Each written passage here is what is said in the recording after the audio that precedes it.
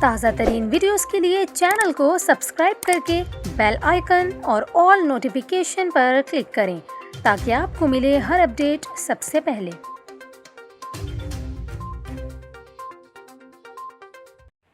اور یہاں پر آپ کو خبر دیں، صوبہ سندھ کے دارالحکومت کراچی کی سب سے بڑی درسگاہ جامعہ کراچی کے قریب قائم خیمہ بستی میں آگ لگ گئی۔ آگ بجھانے کی کوششیں جاری ہیں۔